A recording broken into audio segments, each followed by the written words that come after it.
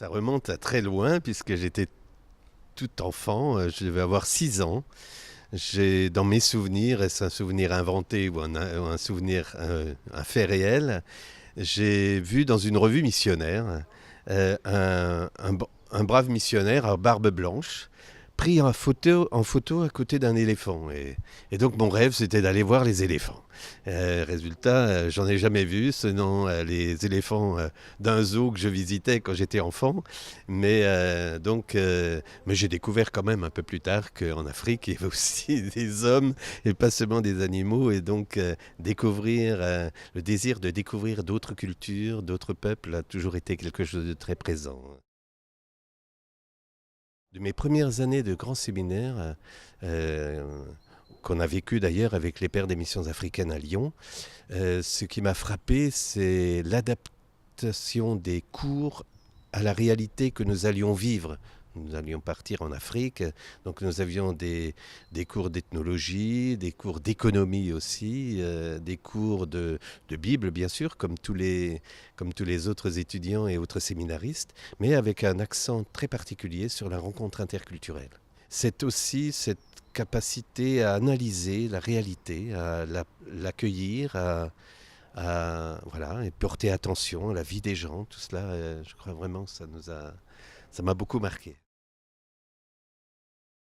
De le vivre avec des chrétiens, plus peut-être bon que de faire la démarche moi-même, mais de vivre la réconciliation avec d'autres chrétiens, se tenir ensemble, humblement devant un Dieu de miséricorde, sans jugement, mais pour d'abord rendre grâce pour Dieu, pour ce qu'il est, tout simplement, parce qu'il nous aime au-delà de nos mérites, de ce que nous pouvons faire de petit, de grand, enfin, et de revivre ensemble une réconciliation et s'ouvrir à la fraternité que Dieu peut donner. Je la soigne, hein, j'essaie de partir aussi des questions de l'heure, hein, de voir comment la parole de Dieu rejoint les conditions concrètes de vie des gens. Là, je vis actuellement dans un contexte de très grande précarité, hein, dans le secteur où je vis, où j'exerce mon ministère. Il y a à peu près 19% de chômeurs, hein, ce qui est bien au-delà de la moyenne nationale. Je rencontre au quotidien, donc, puisque aussi je travaille au Resto du Cœur, hein, je suis bénévole au Resto du Cœur, donc cette précarité et d'ouvrir la communauté à cette présence à la fois bon, multiculturelle, mais aussi à ces hommes et ces femmes qui vivent au quotidien la précarité. En tant que religieux, donc je vis en communauté et donc nous avons des temps de prière, hein, l'office du jour, aussi l'Eucharistie quotidienne, où nous relisons aussi notre vécu. Bon, donc c'est jamais éloigné de ce que nous vivons concrètement. Et donc voilà, pour moi c'est fondamental parce que au fond, celui qui nous rend lucides et une lucidité pleine d'espérance, c'est quand même le Christ auquel nous sommes attachés et à l'école duquel on se met quoi, au quotidien.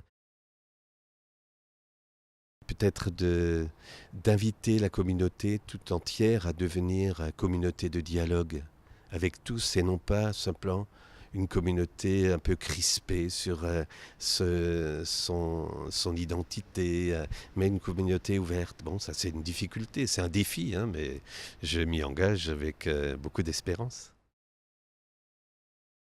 C'est la rencontre. Rencontrer des gens, découvrir leurs différences, me mettre à leur écoute, j'allais dire tous les soirs, ça j'en rends grâce à Dieu. C'est quelque chose d'extraordinaire, pouvoir rencontrer une telle diversité de gens.